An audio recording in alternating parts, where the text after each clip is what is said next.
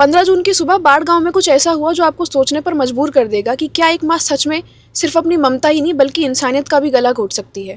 ये कहानी है रोमा कुमारी की, जिसने अपनी करतूतों को छुपाने के लिए अपने ही बेटे को मौत के घाट उतार दिया।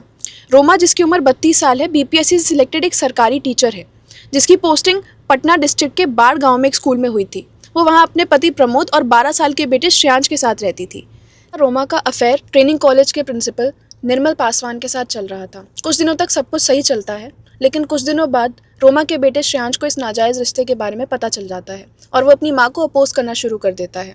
दोनों के बीच रोज़ाना के झगड़े शुरू हो जाते हैं। रोमा को एहसास हो जाता है कि श्रेयांश किसी भी वक्त उसके और निर्मल के रिश्ते के बारे में सबको बता देगा, और इसी डर से तंग आकर 14 जून को ऐसे ही एक झगड़े के बीच रोमा अपने बेटे का गला घोटकर उसकी हत्या कर देती है। और इतना ही नहीं, इसके बाद रोमा इंसानियत की भी सारी हदें लांघ देती है और निर्मल के साथ मिलकर अपने ही बेटे की लाश को बेदना गांव के कोनहर पुल के पास जाकर पेट्रोल से जला देती है और दूसरी तरफ जाकर पुलिस में रिपोर्ट लिखवा देती है कि उनका बेटा लापता है।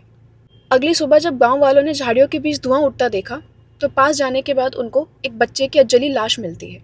घबराकर गांव वालों ने पुलिस को मौके पर बुलाया और पुलिस को मौका वारदात पर यूनिफॉर्म का एक जला टुकड़ा और एक बेल्ट मिलती है। जब इन्वेस्टिगेशन आगे बढ़ती है तो सीसीटीवी फुटेजेस, कॉल हिस्ट्रीज और लोकेशन डेटा सब कुछ रोमा के खिलाफ था, और सख्ती से पूछताछ करने पर रोमा भी टूट जाती है और अपना गुनाह कबूल कर लेती है। और इसी कन्फेशन और सभी सबूतों के आधार पर 18 जून को रोमा को हिरासत में ले लिया जाता है और रोमा का साथी निर्मल अब भी फरार है, जिसकी तलाश जारी है। प्लीज़ इस वीडियो को ज़्यादा से ज़्यादा लोगों के साथ शेयर करिए ताकि कल को किसी मासूम श्रेयांश को सच का साथ देने की सज़ा ना मिले।